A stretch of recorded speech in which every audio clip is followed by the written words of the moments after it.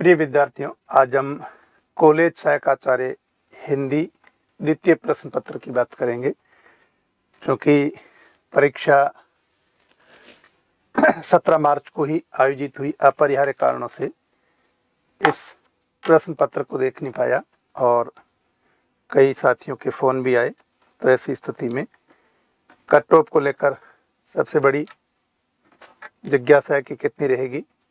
Cut off के बारे में कुछ कहा नहीं जा सकता, क्योंकि इस बार जो हिंदी से प्रथम और द्वितीय प्रश्न पत्र हैं, इन दोनों का जो लेवल था पिछले 2022 में जो पेपर थे उनसे थोड़ा टफ था। वैसे पिछली बार भी सवाल काफ़ी महत्वपूर्ण थे और कठिन थे। इस बार कुछ अलग अंदाज में पूछे गए थे। प्रश्न जो पूछा जा रहा है उसी के अंदर भाषा को अगर आपने अच्छी तरह से समझा तो आप उसका उत्तर दे सकते थे, लेकिन कई साथियों ने नहीं सुसंगत, असंगत, त्रुटिपूर्ण, इसको ध्यान से बारीकी से नहीं देखा और सही के बीच में कहाँ बीच में गलत शब्द आ गया उसको बारीकी से नहीं देखा तो गलत उत्तर करके आए हैं। मेरा अनुमान है कि इसमें 5-7 सवाल तो ऐसे हैं जो सामान्य रूप से इतिहास में मिलने चाहिए, वहाँ नहीं हैं। आप विशेष रूप से उनकी रचनाओं को पढ़ो तो वहाँ मिलते हैं। इसमें भी जैसा मैंने प्रथम प्रश्न पत्र में बताया कि 4-5 सवाल डिलीट होंगे, उसी तरह इसमें भी मुझे लग रहा है 2-3 सवाल ऐसे हैं जो डिलीट होंगे और 3-4 सवाल इसमें ऐसे हैं जिनके स्रोत यानी विकल्प में जो दिए गए हैं, जिन आलोचकों के नाम उनके इतिहास को देखते हैं तो उनके इतिहासों में वो टिप्पणियां नहीं हैं, तो उन्होंने कहीं और निबंध में या किसी और समीक्षा में कहीं कही होगी। तो ऐसे 3-4 सवाल है। शेष आपके, मेरा अनुमान है कि हमने जो कक्षा ली थी ऑनलाइन है, क्योंकि ऑफलाइन बैच नहीं बना, ऑनलाइन जो बैच लिया था, ऑनलाइन बैच में 130 से 35 के बीच में सीधे सवाल है और 130 से 40 के बीच में अगर सवाल आते हैं क्लास से ही सीधे, तो आप आराम से सहायक आचार्य बन सकते हैं। क्योंकि इसमें मेरा अनुमान है 115-20 के आसपास अगर आपके सही हो रहे हैं तो आपका इंटरव्यू कॉल ज़रूर होगा। ये बात अलग है कि इंटरव्यू में भी बहुत अंतर रहता है। इंटरव्यू में 7-8 से लेकर के 20-21 तक नंबर आते हैं, वहाँ अगर आप 15 से अधिक नंबर लाते हैं तो वहाँ आपका चयन होने का ज़्यादा रहता है। तो आज हम सबसे पहले तो इसको देख लेते हैं। आप सभी ने देखा ही होगा क्योंकि परीक्षा हुए बहुत दिन हो गए हैं। तो द्वितीय प्रश्न पत्र को हम देखते हैं, उसके बाद हम कट ऑफ पर बात करेंगे। क्या कट ऑफ रह सकती है, किस तरह के प्रश्न पूछे गए और इसमें कितनी कट ऑफ रहने की संभावना है, उस पर हम जो है बात करेंगे। तो देखिए, द्वितीय प्रश्न पत्र में पहला प्रश्न है, पार्वती मंगल के विषय में असंगत तथ्य। ध्यान देना, जहां ऐसा लगेगा कि रुकना है वहां रुकेंगे, अन्यथा सीधी सीधी बात करेंगे, क्योंकि आप प्रश्न पत्र देख चुके हैं। तो इसका विषय शिव पार्वती विवाह है ही, यह पद शैली में रचित है, पद शैली में रचित नहीं है। विशेष रूप से यह अरुण, सोहर और अन्य छंदों में जो है रचित है। ये आपको आचार्य शुक्ल के इतिहास में और हमारे हिंदी साहित्य का सार गर्भित इतिहास में भी दिया गया है। हिंदी साहित्य का सार गर्भित इतिहास में सभी रचनाओं के संदर्भ में दिया गया कि ये रचना जो है तुलसीदास की उन सभी रचनाओं के बारे में, एक तुलसीदास की रचनाओं की विषय वस्तु क्या है और विषय वस्तु के साथ साथ तुलसीदास की रचनाओं में किन किन भाषाओं में लिखी गई है, इन सभी पर हमने बात की है। तो यह सोहर अरिगीतिका छंद का अन्य इतिहासों में उल्लेख मिलता है, लेकिन रामकुमार वर्मा के इतिहास में अरुण हरिगीतिका छंद का उल्लेख मिलता है। तो सीधा सा ये पद शैली में नहीं है, क्योंकि पूछा क्या, असंगत पूछा है, तो इसका उत्तर होगा यह पद शैली में नहीं है। नाटक और नाटककार की दृष्टि से कौन सा विकल्प सम्मिलित नहीं है। नाटक और नाटककार की दृष्टि से कौन सा विकल्प सम्मिलित नहीं है। कर्फ्यू लक्ष्मी नारायण लाल का है, तो सीधा सा, बाकी देखने की आवश्यकता नहीं। ध्यान देना, ऐसे प्रश्न में देखना है कि अगर आपको असंगत सीधा मिल रहा है तो उसको उत्तर दे दो और सीधे आगे बढ़ो। तो देखिए, प्रश्न संख्या 2 का उत्तर होगा 1। 3, माखनलाल चतुर्वेदी के बारे में कौन सा कथन गलत है। माखनलाल चतुर्वेदी के बारे में कौन सा कथन गलत है। 1922 ईस्वी तक गणेश शंकर विद्यार्थी से पूर्व चतुर्वेदी जी प्रताप का संपादक के कार्य करते रहे। ध्यान देना, प्रताप गणेश शंकर विद्यार्थी 1924 में संपादन कार्य करते हैं, उससे पहले उनके साथ जुड़े रहे, लेकिन संपादक की भूमिका में वो 1923-24 में आते हैं। तो ये 1922 तक लिखा, क्योंकि 1913 में प्रताप निकलता है गणेश शंकर विद्यार्थी के संपादन में, और उनकी गिरफ्तारी के बाद में 23-24 में जो है वे करते हैं संपादन। तो ये ठीक नहीं है। वेणु लो गूंजे धरा उनकी कहानियों का संग्रह है, ये भी ठीक नहीं है, क्योंकि ये तो उनकी काव्य कृतियों में सर्वश्रेष्ठ मानी जाती है वेणु लो गूंजे धरा। तो कौन सा कथन गलत है? तो मुझे ये दोनों ठीक नहीं लग रहे हैं, क्योंकि गणेश शंकर विद्यार्थी से पूर्व चतुर्वेदी जी प्रताप का संपादक के कार्य करते रहे, कि संपादन की भूमिका प्रताप की गणेश शंकर विद्यार्थी के बाद में, उनकी गिरफ्तारी के बाद में माखनलाल चतुर्वेदी निभाते हैं। तो ये दोनों जो है ठीक नहीं है। ये क्वेश्चन जो है डिलीट होगा, क्योंकि ये तो उत्तर सीधा है ही, और ये भी मिलता है। उपना में एक भारतीय आत्मा रखा, ये रखा है। पुष्प की अभिलाषा उनकी प्रसिद्ध कविता है। अगला सवाल है, तो ये क्वेश्चन मैं गोला कर देता हूं। अगला सवाल है, भारतेंदु हरिश्चंद्र का प्रभाव भाषा और साहित्य दोनों पर गहरा पड़ा। उन्होंने जिस प्रकार गद्य की भाषा को परिमार्जित करके उसे बहुत ही चलता, मधुर, स्वच्छ रूप दिया, उसी प्रकार हिंदी साहित्य को भी नए मार्ग पर ला खड़ा कर दिया। ये कथन किसका है? तो यहाँ सीधा सा है, ये भाषा के आधार पर ध्यान देना। इसमें अधिकांश जो है शुक्ल जी के इतिहास के आधार पर जो है, शुक्ल जी के इतिहास के कई सवाल पूछे, तो ये टिप्पणी भी किसकी? आचार्य रामचंद्र शुक्ल की है। प्रश्न संख्या 5, पृथ्वीराज रासो को प्रमाणिक मानने वाले विद्वान। ध्यान देना, धार सप्तक से संबंधित सवाल और रासो को प्रमाणिक, अप्रमाणिक, अर्ध प्रमाणिक कौन मानते हैं, इससे संबंधित सवाल एक जरूर आता है। यहाँ पूछा प्रमाणिक मानने वाले, आनंद संबंध के आधार पर मोहनलाल विष्णु पांड्या ने प्रमाणिक माना है। सीधा सा उत्तर है एक पतंग अनंत में। ध्यान देना, एक पतंग अनंत में किसकी रचना है? ये रचना अशोक वाजपेयी की है। प्रश्न संख्या 7, केदारनाथ अग्रवाल की काव्य शैली के संदर्भ में असंगत कथन है। केदारनाथ अग्रवाल की काव्य शैली के संदर्भ में प्रगतिवादी कवियों में वे सबसे कम कलात्मक कवि है। ध्यान देना, प्रगतिवादी कवियों में हमने सारगर्भित इतिहास में भी दिया, क्लास नोट्स में भी है। प्रगतिवादी कवियों में वे सबसे अधिक कलात्मक कवि माने जाते हैं। तो यहाँ असंगत पूछा, सीधा उत्तर मिल गया। सुमित्रानंद पंत उनके काव्य के विषय में कौन सा कथन गलत है? पंत के संबंध में कौन सा कथन गलत है? युगांत युगवाणी प्रगतिवादी रचना, ये रचना पूछी जाती है। ग्राम्या भी है उनकी प्रगतिवादी। लोकायतन एक सामाजिक चेतना काव्य जिसमें नारी के उत्थान की भावना का प्राधान्य है। तो ये सही नहीं है, क्योंकि इसमें जो है सामाजिक चेतना, लोकायत, नारी के उत्थान की भावना इसमें नहीं है। पल्लव वीणा प्रकृति मानव सौंदर्य के प्रति कवि कला चेतना का परिचय है, ठीक है। स्वर्ण धुली उतरा, ये तो है ही अरविंद दर्शन से प्रभावित। दूसरी बात इस काल के संबंध में ध्यान देने की है कि इस काल की जो साहित्यिक सामग्री प्राप्त है उसमें जो कुछ असंदिग्ध, कुछ संदिग्ध है। यह कथन किसका? ध्यान देना, शुक्ल के इतिहास से हर बार सवाल अधिक आते हैं। इस बार भी पूछा गई है, उनके इतिहास का सीधा सवाल टिप्पणी ली गई है आदिकाल से संबंधित। निर्गुण परंपरा के सर्वाधिक शिक्षित संत सुंदरदास के संबंध में असंगत है। ध्यान देना, सुंदरदास के संबंध में असंगत क्या? सुंदरदास सुंदर विलास ग्रंथ लिखते हैं, श्रृंगार की रचनाओं का विशेष रूप से विरोध किया। डॉक्टर राम कुमार वर्मा हिंदी साहित्य का आलोचनात्मक इतिहास में कहते हैं। ज्ञान समुद्र ग्रंथ उनका प्रसिद्ध, 2 रचनाएं उनकी प्रसिद्ध है।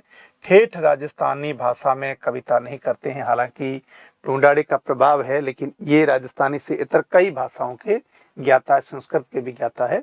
तो ये उत्तर ठीक नहीं है 10वें का। नाथ पंथ के अनुयायी कनफट्टे कहलाते हैं। देखिए, पहले सीधे कोटेशन दे दिए और पहले सीधे दे दिए तर्क, कथन दे दिए, और उसके बाद में सीधे जो है कथनों के आधार पर सही विकल्प का चयन करना है। तो ध्यान देना है, इसमें सही विकल्प क्या होगा? नाथ पंथ के अनुयायी कनफट्टे कहलाते हैं, बिल्कुल कहलाते हैं। नाथ पंथ ने शून्यवाद के स्थान पर ईश्वर के साकार रूप को स्वीकृति दी नहीं दी। नाथ पंथ में अलख निरंजन, बिल्कुल राम कुमार वर्मा के इतिहास में शुरुआत में अलख निरंजन शब्द आया है। नाथ पंथ पर बौद्ध धर्म का किंचित प्रभाव नहीं था, बिल्कुल था। तो इसके अंदर सही उत्तर क्या होगा? अ और स सही होगा। इस आधार पर इसका उत्तर होगा 4, अ और स दोनों सही है। माटी की मूर्तियां, ध्यान देना, माटी की मूर्ति उनका चर्चित जो है बैनीपुरी का रेखा चित्र, तो सीधा सा उत्तर होगा इसका रेखा चित्र। प्रश्न संख्या 13, अष्टछाप के कवियों के विषय में गलत तथ्य हैं। अष्टछाप के कवियों के विषय में गलत तथ्य जो है क्या है? कवि होने के साथ साथ ये भक्त अच्छे गायक भी थे। कवि होने के साथ साथ ये भक्त अच्छे गायक थे ही। विट्ठल नाथ ने सैकड़ों शिष्यों में छांट कर अष्टछाप नाम दिया। 1565 में उन्होंने अष्टछाप की स्थापना की। पुष्टि मार्ग में अष्टछखा के नाम से प्रसिद्ध है। इन सभी भक्त कवियों ने ब्रज वल्लभ कृष्ण की संपूर्ण लीलाओं पर रचना की, नहीं कि कईयों ने तो बाल लीला का ही वर्णन किया है, कईयों ने अलग अलग तरह से, लेकिन संपूर्ण लीलाओं की रचना की ये गलत है। आचार्य द्विवेदी के मतानुसार भक्ति आंदोलन से पूर्व सबसे बड़ा धार्मिक आंदोलन किसका था? गोरखनाथ का योग मार्ग था। ध्यान देना, किसका था? गोरखनाथ का योग मार्ग था। ये सारी टिप्पणियां आपको हिंदी साहित्य का सार गर्भित इतिहास में और उसको अपडेट किया था ऑनलाइन क्लास में। आप देख सकते हैं एक एक टॉपिक को एक एक जाकर के। मैं कह रहा हूं कि 4-5 के स्रोत इतिहास में है ही नहीं, तो उनकी समीक्षाओं से संबंधित कुछ सवाल आए, बाकी सीधे सीधे सवाल अपनी क्लास से ही आए हैं। उसके बाद देखिए, जैन तीर्थंकरों के जीवन चरित्र तथा वैष्णव अवतारों की कथा जैन आदर्शों के आवरण में किस नाम से पद्यबद्ध की गई है? तो ध्यान देना, ये भी आपको लिखाया गया है। राज साहित्य, चरित, फागु, चातरी, जो भी है आपको पूरा लिखाया गया, उसी से सवाल है। एक ही कवि विद्यापति ने 2 प्रकार की भाषा का व्यवहार किया, पुरानी अपभ्रंश भाषा का और बोलचाल की देसी भाषा का। ये कथन किसका है? ध्यान देना, ये भी कथन आचार्य रामचंद्र शुक्ल का है, क्योंकि शुक्ल ने यह कहा है। श्रृंगार रस के ग्रंथों में जितनी ख्याति और जितना मान बिहारी सत्स्य का उतना और किसी का नहीं। ये कथन किसका है? ध्यान देना, आचार्य शुक्ल के इतिहास से सीधे सीधे सवाल आए हैं। ये सवाल भी, ये कोटेशन भी सीधे हमारे लिखाए हुए हैं। नेही महाब्रज भाषा प्रवीण और सुंदरतानी के भेद को जाने, जोग वियोग की रीति में कोविद भावना भेद स्वरूप को ठाने। ये ब्रजनाथ द्वारा संपादित जो घनानंद कवि थे उसे पूछा गया है। तो किसके बारे में? ये पूछने का तरीका अलग है। कई बार ये पूछा जाता पंक्ति किसकी है, उसमें घनानंद सही नहीं होता। ब्रजनाथ ने संपादन किया, उसके प्रारंभ में उन्होंने स्वयं ने छंद लिखे हैं, उनसे ली गई है। नंदास की रस मंजरी का प्रमुख विषय क्या है? सीधा सा है, रस मंजरी है। तो वो रचना कैसी है? नायिका भेद प्रदान है रस मंजरी। अगला सवाल है, इनमें से कौन सा ग्रंथ भूषण द्वारा रचित नहीं है? शिवराज भूषण अलंकार पंचाशी का भूषण का ग्रंथ नहीं है। तो ध्यान देना है, अलंकार पंचाशी का इनकी रचना नहीं है। भारतेंदु मंडल के लेखक हैं, भारतेंदु मंडल के प्रताप नारायण मिश्र है। सीधा सा है, ये नहीं है। इस विकल्प में निहित रीतिकालीन कवियों की मूल प्रवृत्ति श्रृंगारिक नहीं है। तो ध्यान देना, सेवादास जैसे ये हैं, ये मूल रूप से श्रृंगारिक नहीं है, क्योंकि भक्ति पर भी ये लिखते हैं। ठाकुर बोधा आलम है ही, इन्होंने भी लिखा है, इन्होंने भी लिखा है। तो इनके बारे में जो है सही नहीं है, श्रृंगारिक नहीं है मूल प्रवृत्ति, ये पूछा गया है। छायावाद के संदर्भ में असत्य कथन क्या है? छायावाद के संदर्भ में असत्य कथन पूछा गया है। छायावाद के संदर्भ में असत्य कथन क्या है? माखनलाल चतुर्वेदी छायावाद की राष्ट्रीय काव्य धारा के प्रमुख कवि है ही। छायावादी काव्य की विभिन्न पद्धति नवीनता ताजगी लिए हुए। छायावादी काव्य विषयनिष्ठ वर्णन प्रदान नहीं है, सूक्ष्म वर्णन हुआ प्रकृति का। तो ये असत्य कथन है। राहुल सांकृत्य ने सरपा का समय क्या माना है? राहुल सांकृत्य ने सरपा का समय, ध्यान देना है, राहुल सांकृत्य ने सरपा का समय क्या माना है? 769 माना है। तो 769 में क्या आएगा? 8वीं शताब्दी के 60 का दशक आया था। 740 से 769 माना है। तो ऐसी स्थिति में सीधा सा उत्तर होगा इसका द 4।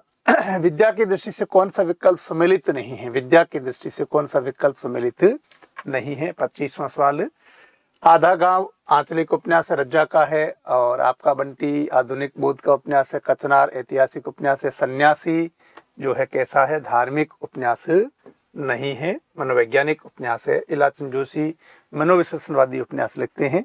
मेरी गद भंगिमा पर शेक्सपियर के मनमोजी और उत्सकल गद्य का तथा रविन्द्रनाथ के मनमोजी पर तो शालीन गद्य का संयुक्त प्रभाव पड़ा है। अपने निबंध विधान के सम्बन्ध उक्त व्यक्ति किसका? देखिए, इतिहास में ये टिप्पणी नहीं मिलती है, लेकिन जो यहाँ आया है शेक्सपियर के मनमोजी, उत्सकल का और रविन्द्रनाथ के मनमोजी पर तो शालीन गद्य का संयुक्त प्रभाव पड़ा है। इस तरह के निबंध हजारी प्रसाद द्विवेदी ने लिखे हैं। ये टिप्पणी सीधी नहीं है, मैं अनुमान के आधार पर बता रहा हूँ कि यह तो 26वां आरपीसी की से पता चलेगा, लेकिन मेरा अनुमान है कि हजारी प्रसाद द्विवेदी होगा, क्योंकि इनके निबंधों से संबंधित रामचंद्र तिवारी को भी अगर हिंदी का गद्य साहित्य देखो तो उनको भी देखो तो वहां भी इस तरह की टिप्पणी नहीं मिलती है, इतिहास में नहीं है, तो ये हजारी प्रसाद द्विवेदी होना चाहिए। निम्नलिखित में से हिंदी जैन चरित काव्यों की विषय वस्तु के संबंध में असंगत है, विषय वस्तु के संबंध में असंगत पूछा गया है। असंगत कथन कौन सा है? लोक गाथाओं के प्रसिद्ध पात्रों का वर्णन है, बिल्कुल है। धार्मिक प्रतिज्ञाओं का पालन करने वाले पात्र है। पौराणिक पात्रों का वर्णन है। परंपरा से प्राप्त कथानकों की उपेक्षा, परंपरा से प्राप्त कथानकों की उपेक्षा असंगत पूछा है। परंपरा से प्राप्त कथानकों की उपेक्षा उन्होंने नहीं की, बदलाव जरूर किया लेकिन पूरी तरह से उसकी उपेक्षा नहीं है, तो ये उत्तर होना चाहिए इसका। सूरसागर का सबसे मर्म स्पर्शी भाव वेदग्धपूर्ण अंश भ्रमर गीत है, जिसमें गोपियों की वचन वक्रता अत्यंत मनोहारिणी है। ऐसा सुंदर उपालम काव्य और कहीं नहीं मिलता। यह कथन किसका है? देखिए, जो 28वां सवाल है ये सीधा सा है, क्लास नोट से ही आया, रामचंद्र शुक्ल का कथन है। शुक्ल जी के कथन प्राय पूछे जाते हैं, इस बार भी ज्यादा आए हैं। नरेश मेहता के संबंध में असंगत कथन कौन सा है? ठीक है, तो नरेश मेहता तीसरा सप्तक के नहीं है। आपको ट्रिक भी बताई थी, धनभर सह धर्मवीर भारती नरेश मेहता, तो नरेश मेहता ध्यान देना दूसरे सप्तक के कवि है। ये सीधा सा उत्तर जो है गलत हो गया। रचना रचनाकार की दृष्टि से सुमिलित नहीं है, सुमिलित नहीं है, ध्यान देना। इस तरह के ही सवाल आए हुए हैं, ठीक है। तो ये तत्पुरुष वाजपेयी, ठीक है, और ये वेणुगोपाल, ठीक है, रात अभी मौजूद है, लीलाधर जगुड़ी, घबराए हुए शब्द भी उनकी रचना, आलोक धनवा की नहीं है। आगे देखिए, गलत कथन कौन सा है, ये आपको गलत कथन का चयन करना है। मुक्तिबोध ने फैंटेसी की तकनीक को अपनाकर हिंदी कविता को नवीन सृजनात्मक दिशा दी। हिंदी कविता में गंभीर हास्य व्यंग्य का प्रयोग करने में नागार्जुन की अलग पहचान है। तालाब की मछली और जमुन जलतुब केदारनाथ अग्रवाल के प्रसिद्ध काव्य संग्रह है, तो जमुन जलतुब जो है तालाब की मछलियां इनका नहीं है, ये नागार्जुन का है, तो उत्तर मिल गया। परमालासु लोक में किस अन्य नाम से भी जाना जाता है? इसको आलाखंड कहते हैं, सीधा सा है। श्यामनारायण पांडे की रचना नहीं है, उन्होंने महाराणा प्रताप के जीवन पर हल्दी घाटी नाम से काव्य लिखा है। हिंदी के रीति शास्त्र का आधार पूर्ण रूप से संस्कृत काव्य शास्त्र है। हिंदी में रीति शास्त्र लिखने वाले प्रत्येक लेखक ने संस्कृत काव्य शास्त्र का पूरा अध्ययन किया, ध्यान देना, पूरा अध्ययन किया, ये ठीक नहीं है, क्योंकि पूरा अध्ययन किया होता तो बात अलग ही होती। विश्वनाथ प्रसाद मिश्र कहते हैं कि इनकी रचना पृष्ठ पैषण जो है नहीं होती, तो 34वें का सही उत्तर क्या होगा? असही है। हिंदी की रीति शास्त्र का आधार पूर्ण रूप से संस्कृत काव्य शास्त्र है, लेकिन ब जो है पूरा अध्ययन किया, ये ठीक नहीं है, तो इसका उत्तर क्या होगा? 4 होगा। इस पुस्तक में मेरी अंतर यात्रा में पढ़ने वाले कुछ प्रदेश है, ध्यान देना। आचार्य शुक्ल जो है चिंतामणि में लिखते हैं ऐसा, तो इसका उत्तर आचार्य शुक्ल है। इनमें से कौन सा कथन ग्रंथ कवि देव रचित नहीं है? ध्यान देना, देव रचित नहीं है। अष्टयाम, सुख सागर, तरंग और रस प्रबोध उनकी रचना है, नहीं है, बाकी रचनाएं उनकी है। केशव के संदर्भ में कौन सा कथन गलत है? ठीक है, केशव के संदर्भ में कौन सा कथन गलत है? केशव की भाषा मूलतः ब्रज है। केशव के सारे ग्रंथ प्रबंध नहीं है, रामचंद्रिका ही मुक्तक में और भी रचनाएं हैं, तो ये सीधा सा उत्तर हो गया। रामचंद्रिका उनका प्रबंध काव्य है, 39 प्रकाशों में लिखा गया है। निर्गुण संत कवियों के संदर्भ में कौन सा कथन सही नहीं है? निर्गुण संत कवियों के संदर्भ में कौन सा कथन सही नहीं है? कवियों की भाषा रूप स्थिर नहीं है, ठीक है। भाषा सरल सहज है, लौकिक रस के प्रति सजग नहीं रही, बिल्कुल ठीक है। अधिकतर कवियों का ध्यान जनहित की रचनाओं के साथ काव्योत्कर्ष तथा काव्य स्वस्थ पर आता। इस तरह का सवाल हमेशा आता है, काव्य शास्त्र का उन्होंने ध्यान दिया, ये किया, ये उन्होंने नहीं किया है, तो ये उत्तर जो है पूछा कथन सही नहीं है, तो यही सही होगा, यह उत्तर होगा। नंददास कृत अनेकार मंदी किस प्रकार का ग्रंथ है? ये सीधा सा है, पर्याय कोश है। निम्नलिखित में से किसकी भक्ति भावना में दास सखीर मधुर्य का सम्मिश्रण मिलता है? सूरदास की भक्ति में मिलता है। डॉक्टर नगेंद्र दास संपादित इतिहास में भी आपको ये पूरा मिल जाएगा। और रचना रचनाकार की दृष्टि से असंगत विकल्प बताइए। रचना रचनाकार की दृष्टि से असंगत विकल्प का चयन करना है। धूर्त रसिक लाल, इनका नहीं है। लज्जा मेहता का है, ये सीधा सा उत्तर मिल गया। किस ग्रंथ में नायक नायिका भेद का निरूपण हुआ है? नायक नायिका भेद का निरूपण हुआ है, ध्यान देना। वो रचना कौन सी है? वो रचना श्रृंगार मंजरी चिंतामणि की, जिसमें हुआ कवि प्रिया अलंकार प्रदान है, ललित ललाम अलंकार प्रदान है, काव्य नन्य सर्वांग निरूपक है। रचना और रचनाकार की दृष्टि से असंगत कथन कौन सा है? रचना और रचनाकार की दृष्टि से असंगत बोरी सैला, महुआ माझी, शेष कादम्बरी, अलका सरावा गीत, गाप मानी सकुल श्रेष्ठ। इनको अंतर्राष्ट्रीय बुकर पुरस्कार मिला रेत समाधि पर, तो ये रेत उपन्यास इनका नहीं है। रीतिमुक्त काव्य के संदर्भ में गलत कथन कौन सा है? रीतिमुक्त काव्य के संदर्भ में गलत कथन, यह काव्य निजी प्रेमानुभूति पर आधारित है ही। इसकी सभी रचनाएं मुक्तक में नहीं है, प्रबंध में भी है, ठीक है, बोधा की रचना है, आलम की भी कुछ मानते हैं। निम्नलिखित में से गलत कथन है, ठीक है। प्रश्न संख्या 45 निम्नलिखित में से गलत कथन है। काल तुझसे होड़ है मेरी और धूप के दान गिरिजा कुमार माथुर की रचना है, ये गलत हो गया।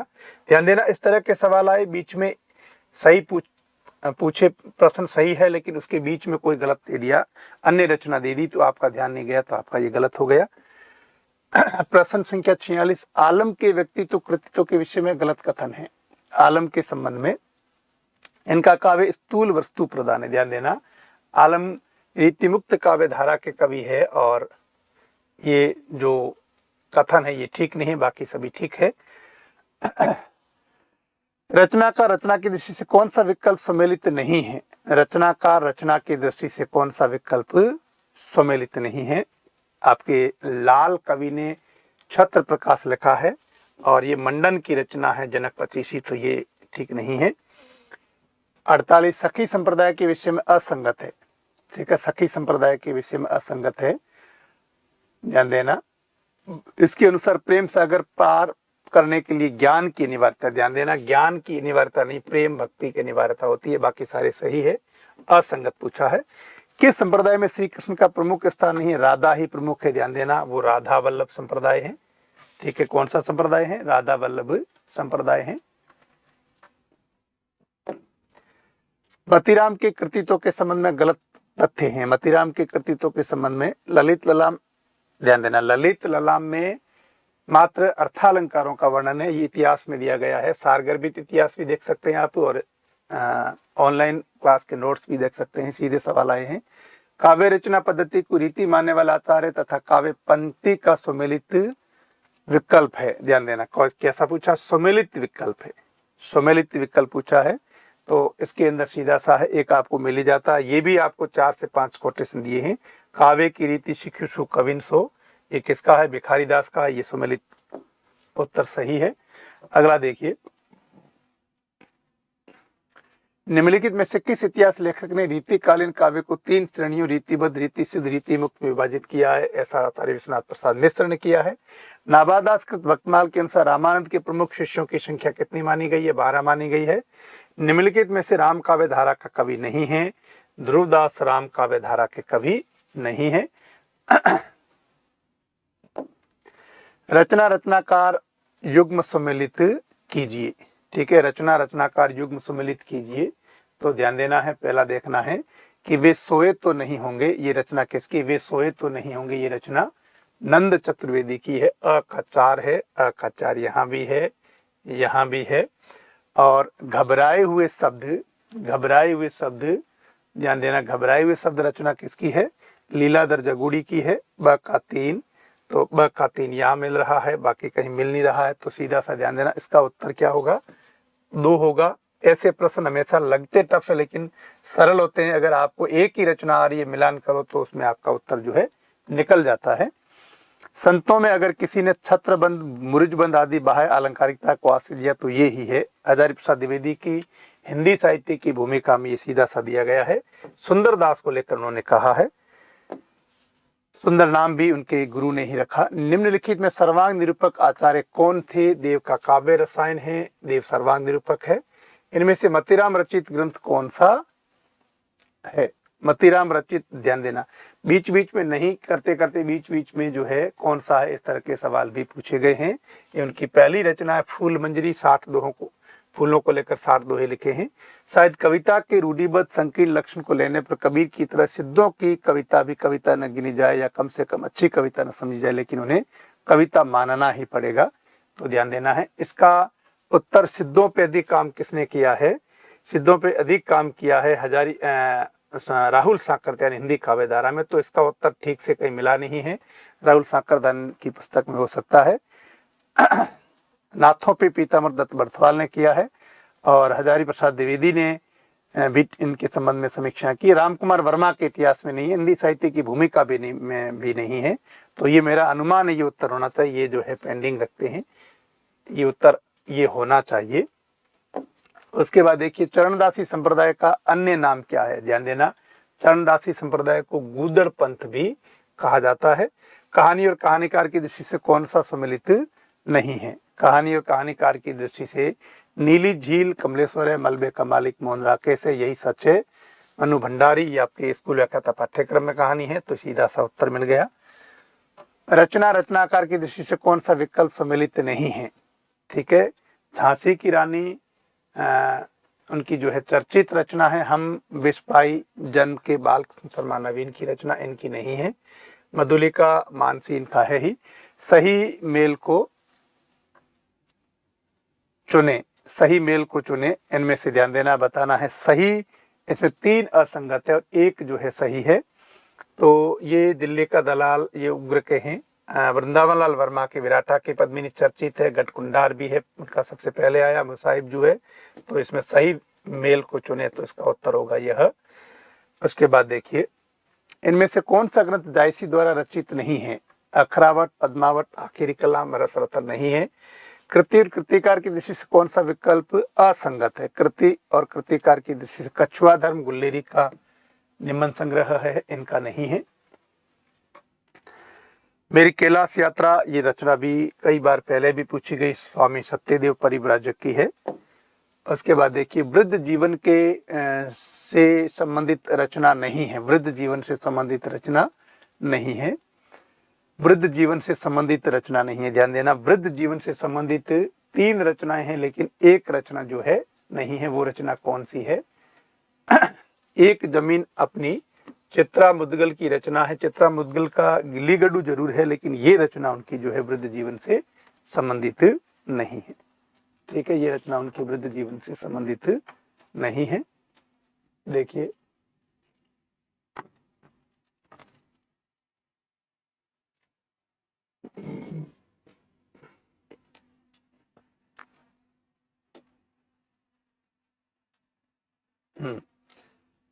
अगला है छायावाद में उसका लघु रूपी महानता का है। 3रे दशक में लघु की महिमा का, उसके बाद की कविता में लघु के महत्व का। तो विजयदेव नारायण शाही की रचना लघु मानव के बहाने हिंदी कविता पर बहस, उससे सवाल ये पूछा गया, तो इसका उत्तर जो है यह होगा। ठीक है, निम्नलिखित में से किस रचना में गद्य का प्रयोग नहीं हुआ है? ध्यान देना, गद्य में 3 रचनाएं विशेष रूप से आपको बताई थी आदिकाल में, और श्रावकाचार में नहीं है। उक्ति व्यक्ति प्रकरण वर्णरत्नाकर राउरवेल है। 10वीं 12वीं 14वीं शताब्दी में 3 रचनाएं अलग अलग समय में आई है। उसके बाद देखिए उनकी रचनाओं का जीवन की स्वाभाविक सरणियों, अनुभूतियों, दशाओं से कोई संबंध नहीं है। शुक्ल जी का यह कथन किनके संबंध में? ध्यान देना, उन्होंने यह सिद्धों और योगियों के संबंध में कहा है। जैनों के संबंध में उनकी मान्यता, लेकिन ये टिप्पणी सीधी सिद्धों योगियों पर है। भक्तिकालीन हिंदी राम साहित्य की विशेषता नहीं है। लोक मंगलकारी है, ये भी आपको लिखाया है। लोक रंजनकार और रागानुरागा भक्ति उनकी जो है विशेषता नहीं है। उसके बाद देखिए सतनामी संप्रदाय के प्रवर्तक कौन माने गए हैं? ये भी सीधा सवाल है। सतनामी संप्रदाय के प्रवर्तक जगजीवन दास माने गए हैं। इनमें से मार्क्सवादी आलोचक नहीं है, डॉक्टर देवराज नहीं है। छायावाद का पतन नाम से रचना इनकी, लेकिन ये तीनों है। रीति कविता में निम्नलिखित में से कौन सी प्रवृत्ति मुख्यतः मानी जाती है? ध्यान देना, इनमें जो मानी जाती है प्रवृत्ति, जो मानी जाती है वो मानी जाती है कौन सी? श्रृंगारिकता। अगला देखिए प्रसाद की प्रलय की छाया, निराला की राम की शक्ति, गुजार पंत की परिवर्तन कविताओं में कथ्य की दृष्टि से प्रमुख समानता क्या है? जीवन के मूर्त स्थूल आख्यान में प्रकृति की परिवर्तनशीलता का चित्रण। ये जो है तीनों में एक ही बात है, बाकी नहीं है। सिद्ध साहित्य के संदर्भ में असंगत है। ठीक है, वज्रयान धर्म का प्रचार किया है, समाज में व्याप्त रूढ़ियों पाखंडों का खंडन किया है। अधिकांश रचनाचर्या गीतों में तथा विष्णु दोहा चौपाई जिसे लोकप्रिय छंद भी प्रयुक्त हुए। इनकी भाषा स्वर सैनी अभ्रस नहीं है, अर्धमागधी है। तो यह उत्तर जो है मिल गया हमें। आगे देखिए, कौन सा युग्म सम्मिलित नहीं है?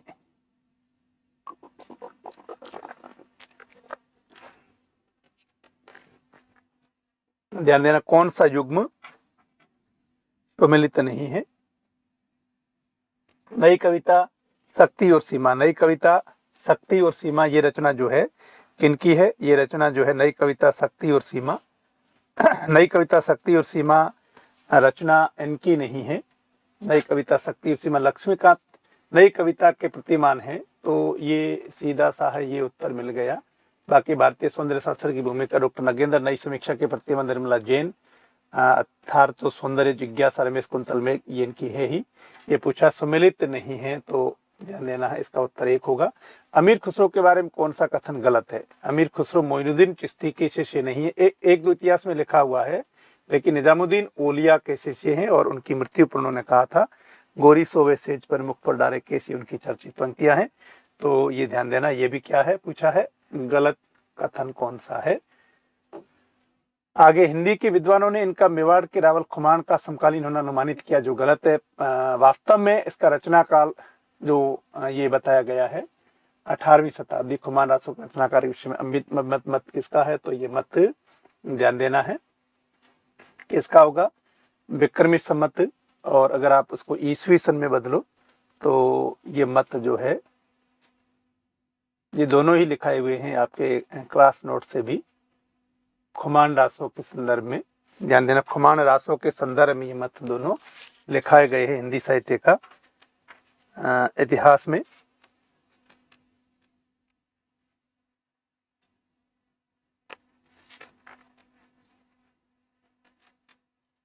आचार्य द्विवेदी ने 1730 से 60 विक्रमी संवत के बीच बताया है, 1760 के मध्य में है। तो ठीक है, आचार्य द्विवेदी का ही है, 1730 से 60 के बीच में बताया। आचार्य हजारी प्रसाद द्विवेदी, किसका मत पूछा है?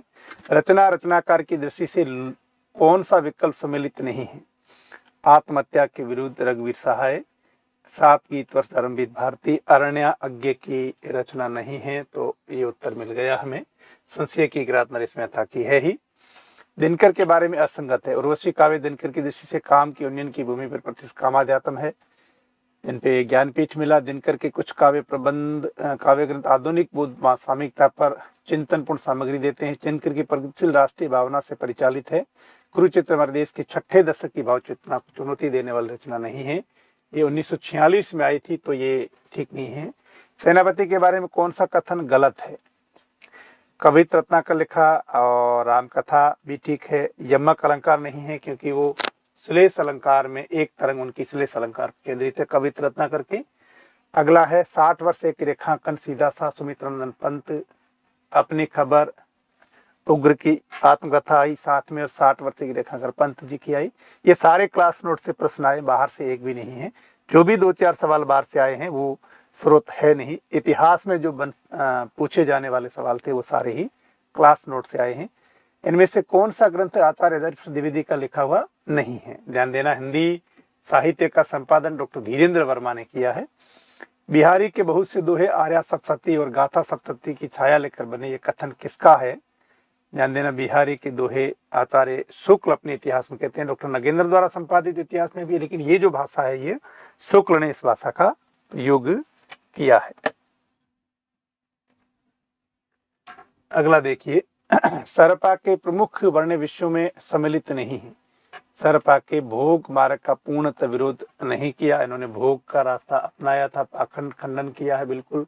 गुरु महिमा सहज मार्ग है ही।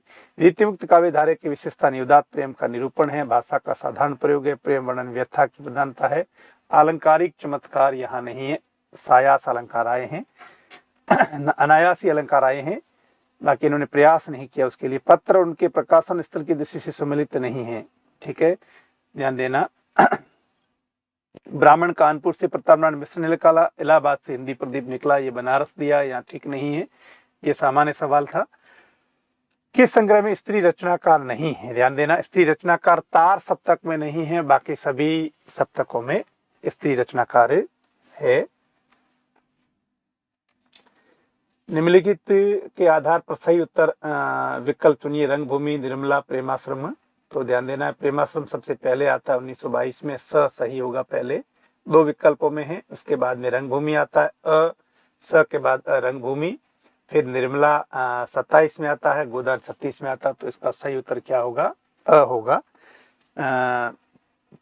4 होगा, क्योंकि 1922 में आता है प्रेमाश्रम और फिर आता है रंगभूमि 1925 में, जिसमें दलित जीवन की त्रासदी भी है उसमें, और फिर आता निर्मला, दहेज अनमेल विवाह से संबंधित, गोदान उनका महाकाव्यात्मक उपन्यास 36 में आता है।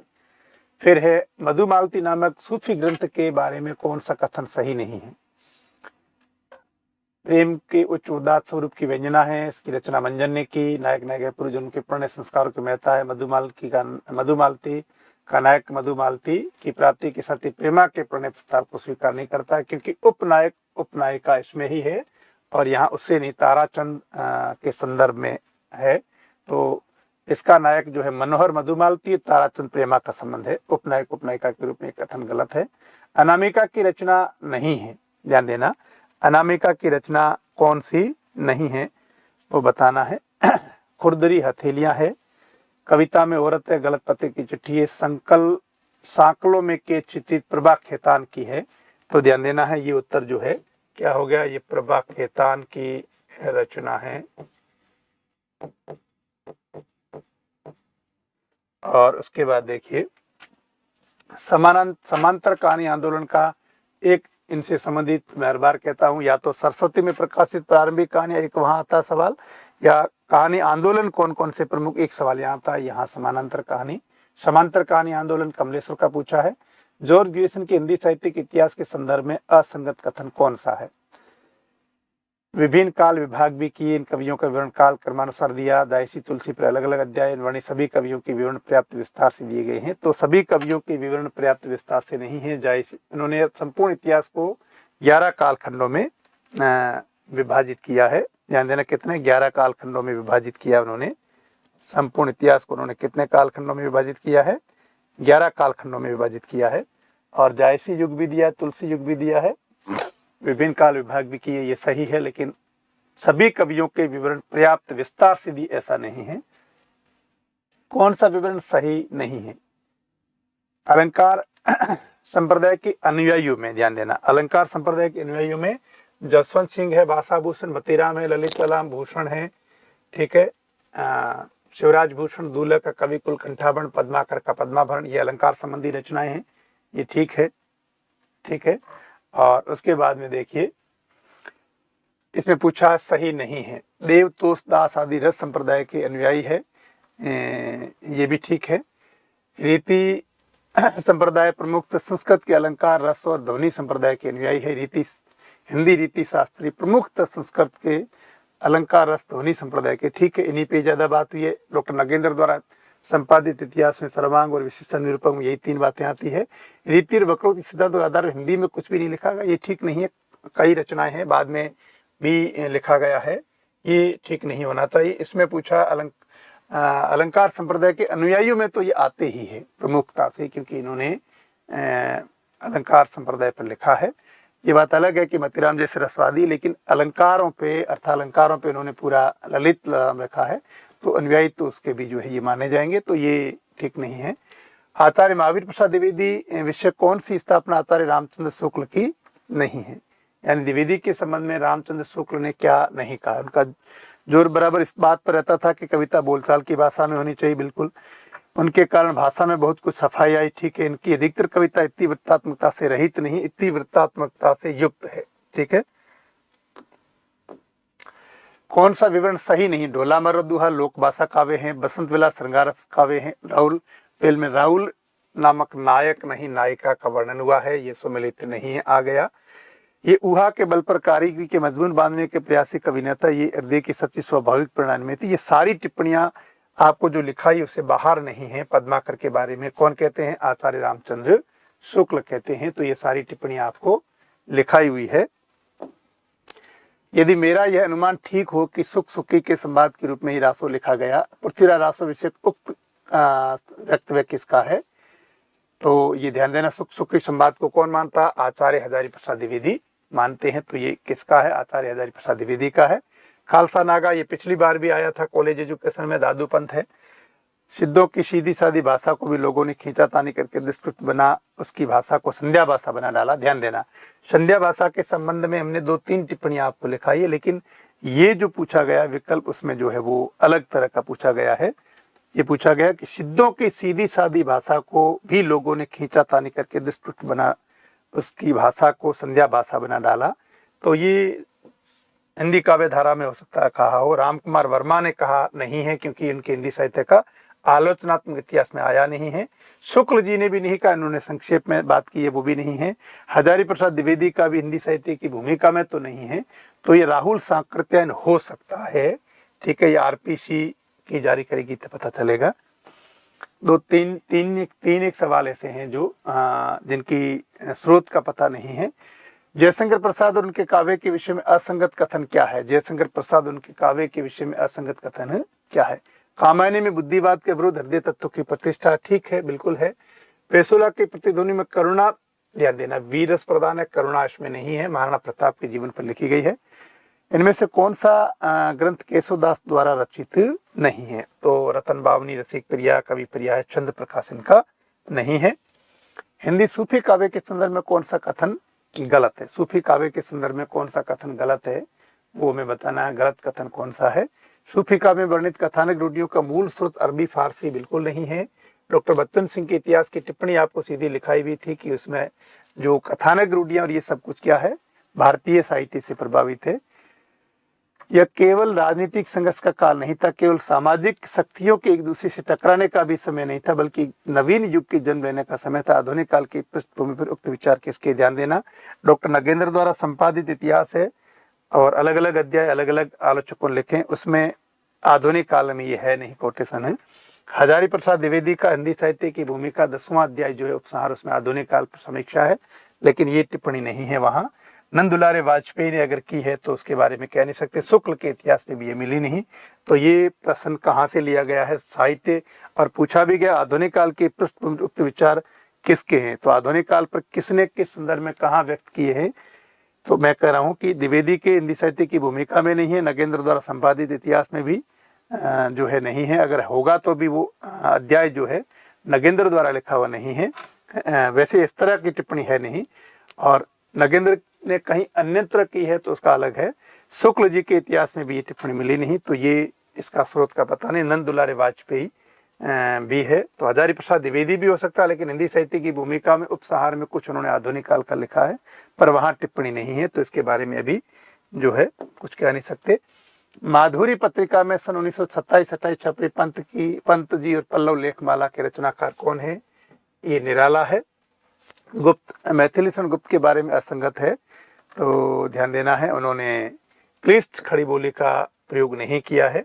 संस्कृत शब्दावली जरूर है, लेकिन भाषा उनकी जो है इतनी क्लिष्ट नहीं है। बिलेसुर बकरिहा, ध्यान देना, सीधा सा है, बिलेसुर बकरिहा निराला की रचना है। रचना रत्नाकर की दृष्टि से कौन सा विकल्प सम्मिलित नहीं? हितोपदेश भाषा रामानंद की रचना नहीं है, बाकी सारे विकल्प सही है। आचार्य शुक्ल ने अपने इतिहास ग्रंथ में तुलसीदास द्वारा रचित ग्रंथों की संख्या कितनी बताई है? तुलसीदास द्वारा रचित उन्होंने 12 ग्रंथ बताए, 5 बड़ी रचनाएं, 7 छोटी रचनाएं हैं। साहित्य में न हमें दूसरी राजमती मिलती है और न दूसरा बिसलदेवी मिलता है। इसी में बिसलदेव रास में कवि की सबसे बड़ी सफलता नहीं थी, ऐसा मानने वाले विद्वान कौन है? देखिए, मेनारिया की जो पुस्तक है वो मेरे पास, इसमें ऐसी टिप्पणी है नहीं। उन्होंने जो है पीताम्बर दत्त बर्थवाल ने चूंकि इन पे जो है कोई टिप्पणी की है, तो इतिहास में उल्लेख नहीं है। माता प्रसाद गुप्त ने संपादन किया है, तो ये हो सकता है माता प्रसाद गुप्त का, और इनका भी हो सकता है, कुछ कह नहीं सकते। तो मुझे लग रहा है माता प्रसाद गुप्त का हो सकता है, ये भी जो है इतिहास में कहीं भी ऐसी टिप्पणी नहीं है। उसके बाद देखिए, धर्मवीर भारती के व्यक्तित्व कृतित्व के विषय में गलत विवरण है। धर्मवीर भारती के उनकी प्रारंभ की कविताएं केशोर भावुकता से युक्त है और मूर्ता पारदर्शिता है ही। 7 गीत वर्ष की समस्त कविताओं में केशोर भावुकता बिल्कुल नहीं है। रथ का टूटा पहिया जैसी रचनाएं इसी में ही है, तो ये गलत दिया गया है। योगचर्या डोंबी गीति का ध्यान देना, एक सवाल पूछा गया है यहाँ सिद्धों से संबंधित, तो सीधा सा नाम पूछा गया, डोंबी पर या डोंबी गीति का मिल ही रहा है। इस आधार पे साइकोलॉजिकल रूप से भी आप इसका उत्तर दे सकते थे। ये सारे सवाल जो हैं आपके क्लास नोट से हैं। शुक्ल जी ने प्रथम बार हिंदी साहित्य के इतिहास को कविवृत्त संग्रह की पिटारी से बाहर निकाला। ये पिछली बार कॉलेज एजुकेशन में पूछा था, आचार्य हजारी प्रसाद द्विवेदी का कथन है। रामानंदी परंपरा से संबंध नहीं है, परशुराम देव जो है, ध्यान देना, निम्बारक संप्रदाय से संबंध है परशुराम देव, रामानंद संप्रदाय से संबंधित नहीं है। तो इसका सही उत्तर क्या होगा? परशुराम देव। कलता गद्दी रामसनी संप्रदाय, रसिक संप्रदाय। फिर रीति निरूपण के क्षेत्र में आचार्य आलोचक दृष्टि एवं मौलिक चिंतन किस कवि के विवेचन की महत्वपूर्ण विशेषताएं कही जा सकती है? ध्यान देना, रीति निरूपण के क्षेत्र में आलोचक दृष्टि एवं मौलिक चिंतन, ध्यान देना, आधुनिक परिप्रेक्ष्य में आलोचना का शिलान्यास किसने किया? भिखारी दास ने किया। ये टिप्पणी आपको मिलती है वहां डॉक्टर नगेंद्र द्वारा संपादित इतिहास में, तो इसका उत्तर यह होगा। मोटे हिसाब से वीरगाथा काल महाराजा मीर के समय तक ही समझना चाहिए। यह कथन किसका? यह कथन आचार्य शुक्ल का है। उन्होंने अलग शब्दावली में कहा है, लेकिन इस तरह से ही उन्होंने कहा है। बाकी रामकुमार वर्मा में नहीं है, द्विवेदी में भी नहीं है। सरस्वती और महावीर प्रसाद द्विवेदी के बारे में कौन सा कथन गलत है? सरस्वती और द्विवेदी के बारे में कौन सा कथन गलत है? तो ध्यान देना, द्विवेदी जी सुधार तो करते ही थे, कलम चलाते थे, 3 में संपादक बने। सरस्वती में हिंदी से इतर भाषाओं के अनुवाद छापने की मनाही नहीं थी। हिंदी के साथ संपूर्ण भारत की हिंदी तर भाषाओं की भी लोकप्रिय पत्रिका ये मानी जाती थी। तो ये जो है कथन गलत है। जीवनी साहित्य के संबंध में त्रुटिपूर्ण तथ्य कौन सा है? मरुभूमि का वो मेघ, ये पिछली बार पूछा था स्कूल एजुकेशन में। प्यारे हरिश्चंद्र जी, प्रतिभा अग्रवाल, अनासक्त आस्तिक, ज्योतिष जोशी, जनेंद्र कुमार की जीवनी कलम का सिपाही अमृत राय ने लिखी है, तो ये उत्तर गलत होगा। शिवरानी देवी लिखती है प्रेमचंद घर में। पद्मावत के संबंध में असंगत कथन कौन सा है? ध्यान देना, पद्मावत के संबंध में असंगत कथन कौन सा है? भारतीय दर्शन, ज्योतिष, कामशास्त्र, बागवानी आदि के परंपरागत ज्ञान का गुम्फन है। ठीक है। पद्मावत के अधिकतर पात्र दार्शनिक तत्वों के प्रतीक है। पद्मावत में कथा काव्य की रूढ़ियों का प्रयोग नहीं हुआ। कथा काव्य की रूढ़ियों का बहुतायत प्रयोग हुआ है, यानी कथा काव्य की रूढ़ियों का अधिक प्रयोग इसमें हुआ है, इसी में ही हुआ है। ठीक है। उसके बाद देखिए आगे प्रश्न संख्या 121। निम्नलिखित में से कबीर को प्रभावित करने वाला विकल्प नहीं है। ठीक है। नाथ है, सहज है, जैनों का शून्यवाद नहीं है, नाथों का शून्यवाद है। ठीक है। अहिंसा है, वो वैष्णव से है, जैनों से नहीं है। तो इसमें सीधा सा पूछा, विकल्प नहीं है, यह विकल्प नहीं है। अपने युग की केंद्रीय रचना वृत्ति से जुड़कर आलोचना का उदय भारतेंदुकालीन किस सैद्धांतिक निबंध से माना जाता है? ठीक है। ध्यान देना, 83 में उनका निबंध आया था, नाटक नाम से माना जाता है। और उसके बाद देखिए, उत्तरी भारत में राम भक्ति का जो प्रचार हुआ उसका एकमात्र श्री रामानंद को ही है। रामानंद की पूर्व यद्यपि अनेक वैष्णव भक्त हो चुके थे, तथापि राम भक्ति के वास्तविक आचार्य रामानंद ही समझे गए।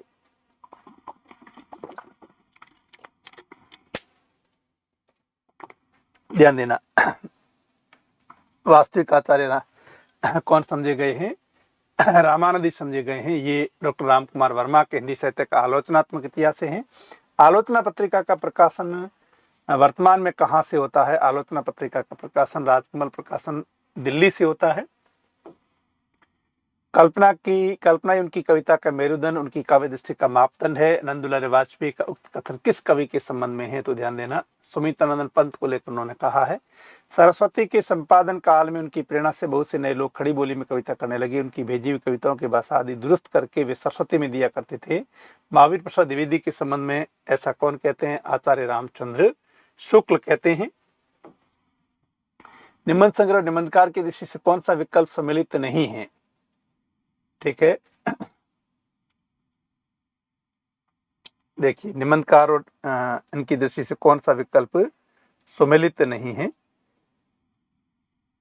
त्रिशंकु आज्ञा का है। अस्मिता के लिए ये कुबेरनाथ राय का नहीं है। ठेले प्रेमाले धर्मवीर भारती का, बब्बुल और कैक्टस रामदरस मिश्र का है। स्मृति लेखा संस्मरणात्मक पुस्तक के लेखक कौन है? स्मृति लेखा आज्ञे की है, ध्यान देना, ये उनकी जो है चर्चित रचना मानी जाती है। तो इसका उत्तर ये होगा। अगला है, हिंदी के रीतिकालीन कवियों की स्रोत सामग्री की दृष्टि से असंगत विकल्प है। इन्होंने रीति निरूपण के लिए ध्वनि प्रवृत्ति इन्हीं आचार्यों को अपना आधार बनाया, जिसमें ग्रंथ सुबोध थे। सर्वांग विवेचन तो काव्य प्रकाश साहित्य दर्पण ठीक है। श्रृंगार रस और नायक नायिका भेद के लिए आनंदत्त की रसमंजरी का सहारा लिया। छंद विवेचन के लिए तरंगिणी का मुख्यतः सहारा लिया। तो ध्यान देना, 129वां सवाल है। तो ये नायिका भेद के लिए लिया है, लेकिन छंद विवेचन के लिए रस तरंगिणी का सहारा नहीं लिया, क्योंकि ये असंगत विकल्प कह रहा है। विजयदेव नारायण साई के संबंध में असंगत है। साई की असंकलित कविता संग्रह संवाद तुमसे, जो उनकी मरणोपरांत प्रकाशित हुई, ठीक है। अपनी लंबी कविताओं में साई ने मुक्तिबोध और फैंटेसी का इस्तेमाल किया है। दूसरा सप्तक के कवि है नहीं, दूसरा सप्तक के कवि धनबर सह है। कीकू के परम विश्व विजयदेव नारायण साई तीसरा सप्तक के कवि है। ये असंकलित, ये अलग है। साई की असंकलित कविताओं का संग्रह संवाद तुमसे, जो उनके मरणोपरांत प्रकाशित हुआ, लेकिन ये इसका असंगत जो है दूसरा सप्तक के नहीं, तीसरा सप्तक के कवि है। आदिकालीन जैन साहित्य विषयक असंगत तथ्य हैं। जैन साहित्य का रूप टब्बा कहा जाता है। टब्बा एक पद्धति है। आदिकालीन जैन रचनाकारों की हिंदी अर्धमागधी से अधिक प्रभावित थी, ठीक है। आदिकालीन जैन रचनाकारों की हिंदी अर्धमागधी से अधिक प्रभावित थी नहीं, शोर सैनी से थी। जैन साहित्य मुख्यतः शांत रस का वर्णन है। जैन साहित्य श्रृंगार रस का ही वर्णन मिलता है। तो ये होना चाहिए, अर्धमागधी नहीं है, क्योंकि ये जो है जैन साहित्य की रचना शोर सैनी से प्रभावित है। और ये बात रही असंगत है कि टब्बा तो उनकी पद्धति है, तो ये उत्तर जो है होना चाहिए हिंदी नहीं, अर्धमागधी से प्रभावित है, क्योंकि पूछा क्या, असंगत पूछा, असंगत में यही होगा। चरहु जू साचहु निज कल्याण, तो सब मिली भारत संतान, जपो निरंतर एक जबान, हिंदी हिंदू हिंदुस्तान। पूरी पंक्तियां नहीं याद हो, अगर आपको यही याद हो तो आप बता सकते हैं कि ये प्रताप नारायण मिश्र ने कही है, हिंदी हिंदू हिंदुस्तान का नारा दिया था। शिवाजी और छत्रसाल की वीरता के वर्णनों को कोई कभी झूठी खुशामद नहीं कह सकता। ऐसे दाताओं की प्रशंसा की प्रथा के अनुसरण मात्र नहीं थे। तो ध्यान देना, ये सारी टिप्पणियां आपको जो है उसमें लिखाई गई है। और इस बार आचार्य शुक्ल के इतिहास से खूब सारे सवाल पूछे गए हैं।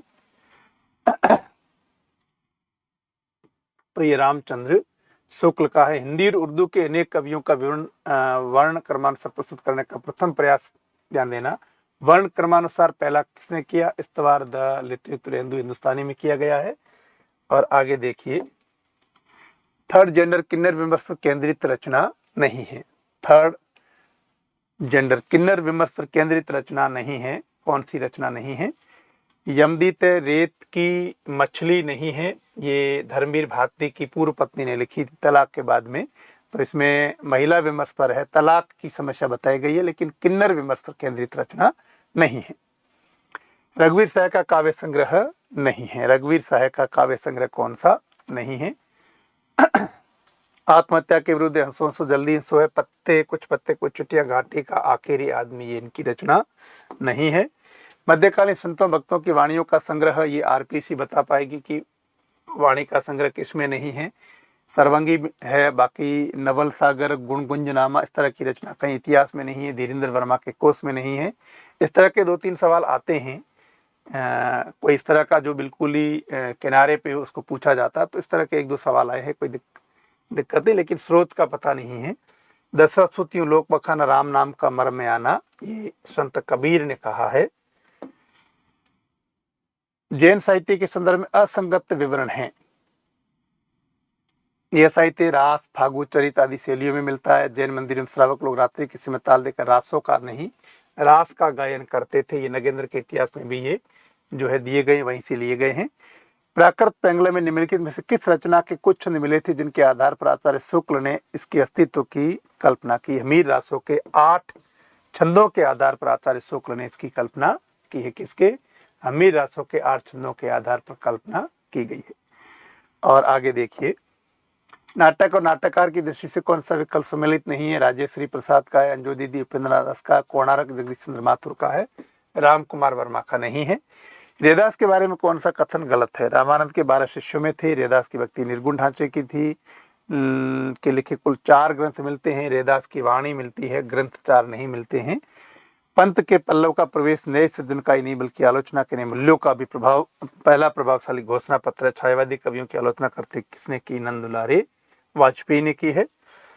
रचना और रचनाकार की दृष्टि से कौन सा विकल्प सम्मिलित नहीं है? मूल गोसाई चरित्र तो वेणी माधोदास का है ही, और भक्तमाल नाभादास का। 84 वैष्णव की वार्ता गोकुलनाथ का है, कृष्णानंद का नहीं है। ये बड़ा सवाल, स्थूल सवाल है। ये सारे आपको लिखाए गए हैं, इनके बारे में चर्चा की गई है विस्तार से और क्लास नोट से ही आए हैं। कबीर मस्त मौला थे, जो कुछ कहते थे साफ कहते थे। जब मौज में आकर रूपों कर नियुक्ति पर उतर आते तब जो कुछ कहते थे सनातन कवित्व का श्रृंगार होता था। ध्यान देना, कबीर को मस्त मौला कवि किसने कहा है? आचार्य हजारी प्रसाद द्विवेदी ने कहा है। पुष्टि मार्ग का आधार क्या है? पुष्टि मार्ग का आधार शुद्धाद्वैतवाद है, वल्लभ जी की देन है। भूषण बिनुन विराजे कविता वनिता मित, ये केशव अलंकारवादी थे, तो उनकी ये पंक्तियां पूछ ली गई है। शिवराज भूषण किस विषय का ग्रंथ है? शिवराज भूषण, ध्यान देना, अलंकार प्रधान ग्रंथ है शिवराज भूषण। अगला देखिए, इनमें से अंतिम 2 प्रश्न, इनमें से भीष्म सानी द्वारा रचित नाटक नहीं है। तो भीष्म सानी के कौन से नाटक है? ध्यान देना, भीष्म सानी द्वारा रचित नाटक कौन सा नहीं है? माधवी है, ठीक है। देहांतर इनका नाटक नहीं। हानुस कबीर अखड़ा बाजार में है। हिंदी की रीति ग्रंथों में प्राय 3 प्रकार की निरूपण शैली काम में लाई जाती है। काव्य प्रकाश की निरूपण शैली, श्रृंगार तिलक, रसमंजरी आदि की श्रृंगार रश्मि नायिका वाली शैली, और चंद्रालोक की संक्षिप्त अलंकार निरूपण शैली। रीति ग्रंथों की निरूपण शैली विषय के उपयुक्त वर्गीकरण निम्नलिखित विषय किस आलोचक ने रीति काव्य की भूमिका को स्पष्ट करते हुए किया है? तो ये आपको जो है किस में मिलेगा? डॉक्टर नगेंद्र के इतिहास में आपको मिलेगा इस तरह का अलग अलग जो है। और रीति काव्य के स्रोत के रूप में पहले दिया है कि इन्होंने यहाँ रीति काल के कवियों ने आधार बनाया है। तो ये तो था हमारा कोले सहायक आचार्य हिंदी द्वितीय प्रश्न पत्र। और अब अगर हम मेरिट की बात करें तो ध्यान देना, यहीं पर हम बात करते हैं मेरिट की। मेरा ये अनुमान है कि इसमें कुछ सवाल 3-4 सवाल जैसे इसके स्रोत का पता नहीं है, और अनुमान के आधार पर मैंने बताया कि ये होगा, मुझे उम्मीद है कि वही उत्तर होगा। और कुछ प्रश्न जिनकी भाषा शैली टफ थी, इस आधार पे भी परीक्षा में एक दबाव रहता है। तो वहाँ भी एक रहता है कि प्रश्न जो है क्या होगा, अनुमान लगाया जाता है। लेकिन मैं बता रहा हूं कि 130-35 सवाल सीधे हमारे क्लास नोट से आए हैं। ऑनलाइन क्लास जिन्होंने भी ज्वाइन कर रखा था वे स्वयं फोन करके बता भी रहे हैं। और 130-35 सवाल, चूंकि हमने देरी से पाठ्यक्रम शुरू किया, लेकिन जो भी लिया अपडेट लिया और प्रयास यही किया कि इससे बाहर एक भी नहीं जाए। लेकिन कई बार ऐसा होता है कि बाहर से इस तरह के साहित्य इतिहास से न पूछ के उससे उत्तर पूछे जाते हैं। तो ऐसी स्थिति में बाहर से भी सवाल आए, समझ के आधार पर सवाल पूछे गए। और परीक्षा भवन में अगर आप उस प्रश्न को अच्छी तरह से समझते हैं तो आप उसका उत्तर सही दे सकते। इस तरह के प्रश्न कई पूछे गए थे, तथ्यात्मक बातें थी, लेकिन जिस रूप में 2010 और 14 में प्रश्न पत्र आया था ऐसे नहीं थे। 2022 में भी ठीक प्रश्न पत्र समझ वाला था, ये और ज्यादा था। प्रश्न के अंदर ही आपको अच्छी तरह से समझ के आधार पे उत्तर देना था। तो इस आधार पे अगर इसके मेरिट की बात करें तो मेरा मानना है कि 115 अगर आपके फर्स्ट पेपर में हो रहे हैं और 115 ही सेकेंड पेपर में हो रहे हैं, 230 सही हो रहे हैं नेगेटिव के बाद भी। और थर्ड पेपर जो आपका कॉमन पेपर था उसमें अगर आप 50 सही करके आए हैं और उसमें 25 सही होते हैं, 115, 230 उसका आधा करते हैं तो 230 और 50 प्रश्न थर्ड पेपर के, तो 230 और 50 280 140 के आसपास अगर आते हैं नंबर सामान्य वर्ग के, तो मेरा मानना है कि उनका इंटरव्यू कॉल जरूर होगा। तो कट ऑफ की अगर बात करें तो यहाँ करते हैं। कट ऑफ क्या रहेगी? अनुमानित कट ऑफ, जिनका इंटरव्यू कॉल की बात कर रहा हूँ, फाइनल की नहीं कर रहा हूँ, अंतिम अनुमानित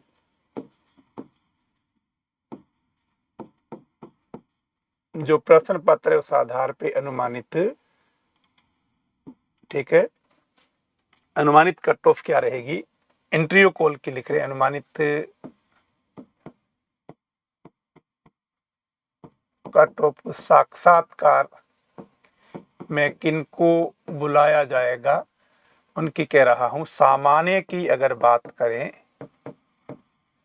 सामान्य की मेरा अनुमान है कि 135 से 40 के बीच में अगर नंबर आ रहे हैं, मैंने बताया है 115, 230 प्लस 50, 280 और उसके आधे, उसमें भी 2-3 नंबर की गुंजाइश है। 135 से 40 के बीच रहेगी, 1-2 नंबर ऊपर नीचे हो सकती है, लेकिन 135 है तो आप समझो इंटरव्यू की तैयारी करो। और इंटरव्यू में 15 प्लस नंबर आएंगे तो मुझे उम्मीद है कि जो है उनका चयन होगा। और ओबीसी की, अन्य पिछड़ा वर्ग की अगर बात करें, अन्य पिछड़ा वर्ग की, तो इनमें ज़्यादा अंतर नहीं रहता, 132 से 137 मान सकते हैं। और विशेष पिछड़ा वर्ग की ईडब्ल्यूएस की बात करें, विशेष पिछड़ा वर्ग की, तो अगर 125 से 130 नंबर आते हैं तो हो जाएगा। और अनुसूचित जाति, अनुसूचित जनजाति की बात करें तो 120 से 125 के बीच में मेरिट जा सकती है। अब आपके फाइनल अंतिम चयन की बात करें, सामान्य वर्ग से आते हैं तो 15 नंबर अगर साक्षात्कार में आ रहे हैं और यहाँ आप अगर 160 पे बैठे हैं और इंटरव्यू में आपको अगर 110 नंबर भी मिले तो उनका तो होना ही है। पिछली बार मेरिट 161 रही थी, इस बार भी मेरिट मुझे उम्मीद है कि 4-5 नंबर नीचे रहेगी, क्योंकि इस बार जो प्रश्न घुमा के पूछे गए थे उस आधार पे हम बता सकते हैं कि 135 अगर आपके आ रहे हैं, इंटरव्यू कॉल हो सकता है, लेकिन इंटरव्यू में अगर आपको नंबर 20 मिलेंगे तो सिलेक्शन होगा। 155 अंतिम की बात करें तो 155 वाला जो है सामान्य वर्ग में असिस्टेंट प्रोफेसर बनेगा, 155 प्लस वाला, ठीक है, क्योंकि 140 नंबर है तो आपको 15 नंबर से काम चल जाएगा, और 150 आए तो आपका काम हो ही जाएगा, और 135 आए तो आप अगर 20 से 21 नंबर लाते हैं तो आपको जो है ये 155 का आंकड़ा मैं दे रहा हूं। और यहाँ 153 समझ सकते हैं, ओबीसी में इससे ज़्यादा कम नहीं रहेगी, 1-2 नंबर का अंतर रहेगा। और इसमें 100 आप समझिए 150 के लगभग, 150 या 148 तक का भी हो सकता है इसमें, ठीक है। इसमें इस बार वाली जो बताया गया है इसमें प्लस, और यहाँ 100, ध्यान देना ये अंतिम अनुमान है अंतिम का कि इनके इतने नंबर अगर आ रहे हैं तो होगा। और यहाँ अगर 140 प्लस है, क्योंकि 15 के लगभग जो है अंतर रहता है, तो ये साक्षात्कार हेतु, कट ऑफ साक्षात्कार हेतु है। और उसमें मैंने बताया कि 100, इसमें 150 भी लाने वाले कुछ कैंडिडेट है, 155-60 भी लाने वाले हैं, लेकिन 135 तक का इंटरव्यू कॉल होगा ऐसी मुझे उम्मीद है, क्योंकि जिस तरह का प्रश्न पत्र था उस आधार पे मेरा मानना है कि इस तरह से इससे कम मेरिट नहीं जाएगी। अगर आप 135 से कम है सामान्य वर्ग में तो आप तैयारी करें। संस्कृत शिक्षा की भर्ती आई भी है, हमारे ऑनलाइन ऐप से जुड़ें, बहुत कम मूल्य में आपको पाठ्यक्रम उपलब्ध है, एकदम अपडेट पाठ्यक्रम है। और इस बार पाठ्यक्रम पूरा करवाया गया, टेस्ट सीरीज नहीं हो पाई, सामान्य कॉमन जो है कुछ टेस्ट लिए थे, लेकिन आगे जो है टेस्ट भी चलेंगे।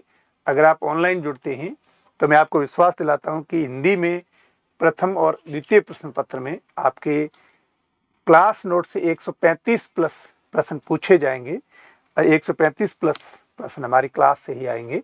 अगर आप विश्वास के साथ जुड़ते हैं, मनोयोग से आप कहीं किसी कारण से इससे पीछे रह रहे हैं तो आप उससे जुड़ सकते हैं। संस्कृत शिक्षा की भी बड़ी भर्ती है, पहले आरपीसी की सामान्य शिक्षा के कॉलेज एजुकेशन की हिंदी की 40-50 वैकेंसी आती थी, पिछली बार 66 थी, इस बार 214 है। वैकेंसी भले ज़्यादा हो, लेकिन मेरिट पिछली बार 161 गई थी, ओबीसी के 158, इस बार में 155-53 से कम नहीं मानता हूँ, इससे प्लस ही होगी।